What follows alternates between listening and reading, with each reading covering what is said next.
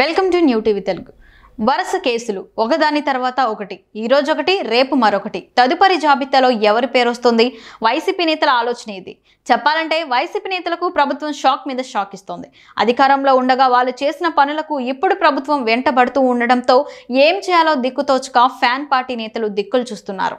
వరుస కేసులతో వైసీపీ నేతలు ఉక్కిరిబిక్కిరి అవుతున్నారు. అరెస్ట్ భయం పట్టుకుంది. దీంతో కొందరు విదేశాలకు వెళ్లిపోయేందుకు ప్లాన్ చేసుకుంటుంటే మరికొందరు ఎవరికి కనిపించకుండా సొంత నియోజకవర్గాల్లోనే తిరుగుతున్నారు.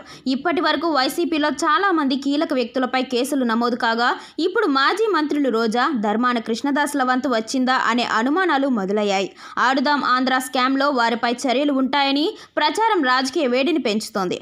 ఆడుదాం ఆంధ్ర పోటీల్లో వీరిద్దరూ అవినీతికి పాల్పడినట్లు విజయవాడకు చెందిన ఓ వ్యక్తి ఈ ఇద్దరిపై ఫిర్యాదు చేయడంతో ప్రభుత్వం విచారణకు గ్రీన్ సిగ్నల్ ఇచ్చింది. రోజా, ధర్మాన కేసు ప్రభుత్వం దృష్టికి కూడా వెళ్లినట్లు తెలుస్తోంది. గత ప్రభుత్వంలో గ్రామీణ స్థాయి నుంచి క్రీడలను ప్రోత్సహించేందుకు ఆడుదాం ఆంధ్ర కార్యక్రమాన్ని నిర్వహించారు. ఈ క్రీడల నిర్వహణలో భాగంగానే 100 కోట్ల రూపాయల కుంభకోణం జరిగిందన్న విమర్శలు గత కొంతకాలంగా వినిపిస్తున్నాయి.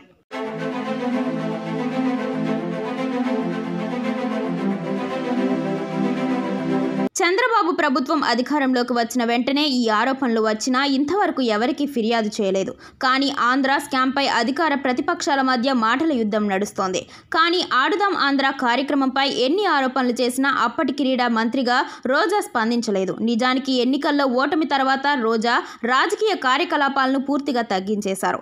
అసలు ఆవిడ బయట కనిపించడమే తక్కువ అయిపోయింది. ఇటీవల విదేశీ పర్యటనకు వెళ్లారు. అదే సమయంలో ప్రభుత్వం ఆడుదాం ఆంధ్ర పోటీలలో అవినీతిపై తీగను లాగడం ప్రారంభించింది. ఇందులో రోజా హస్తం ఉందని విజయవాడకు చెందిన ఓ ప్రైవేట్ వ్యక్తి సిఐడికి ఫిర్యాదు చేశారు. ఈ కేసులో మాజీ మంత్రి, ఏపీ ఒలింపిక్ సంఘం అధ్యక్షుడు ధర్మాన కృష్ణదాస్ పాత్ర ఉందంటూ సదరు వ్యక్తి చేసిన ఆరోపణ ఇప్పుడు హాట్ టాపిక్ గా మారింది. రోజాను ప్రభుత్వం టార్గెట్ చేయడంతో ధర్మాన కృష్ణదాస్ పేరు ఊహించని విధంగా లిస్టులోకి వచ్చింది.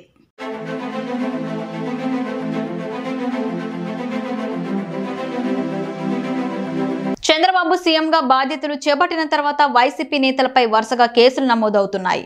గత ప్రభుత్వంలో అక్రమాలకు పాల్పడి విమర్శలు ఎదుర్కొంటున్న మాజీ మంత్రులు కొడాలి నాని, జోగి రమేష్, రోజా, మాజీ ఎమ్మెల్యేలు వల్లభనేని వంశీ, ద్వారంపూడి చంద్రశేఖర్ రెడ్డిలను టార్గెట్ చేశారు.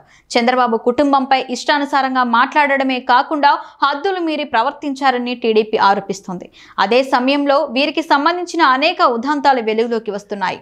గతంలో అధికారంలో ఉన్నందున ఫిర్యాదు చేసేందుకు వెనుకాడిన బాధితులు కొత్త ప్రభుత్వంలోనైనా చర్యలు తీసుకుంటామని హామీ ఇవ్వడంతో పోలీస్ స్టేషన్ తలుపు తడుతున్నారు.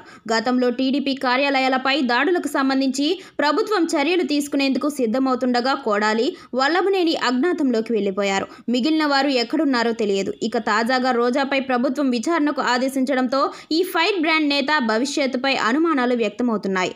ఆడుదాం ఆంధ్ర పోటీల్లో రోజా పాల్గొన్నట్లు పక్కా ఆధారాలతో కూడిన ఫిర్యాదు అందిందని టీడీపీ నేతలు చెబుతున్నారు. రోజాను కూడా అరెస్ట్ చేసే అవకాశాలున్నాయని అంటున్నారు. రోజాపై ప్రభుత్వం ఎలాంటి చర్యలు తీసుకుంటుందోనని అధికార, ప్రతిపక్షాలు ఆసక్తిగా ఎదురుచూస్తున్నాయి. మరోవైపు వైసీపీ నేతలపై కేసులు నమోదు చేస్తున్న పోలీసులు రెండో కంటికి తెలియకుండా లుకౌట్ నోటీసులు జారీ చేస్తున్నారు.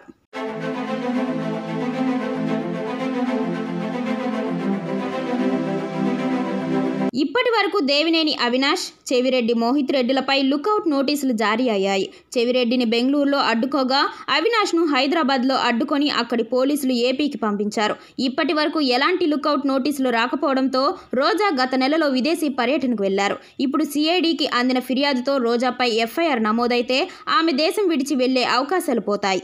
మొత్తానికి వైసీపీ నేతలను టార్గెట్ చేసేందుకు సర్కార్ స్కెచ్ వేస్తూ రాజకీయాలను మరో మలుపు తిప్పుతోంది.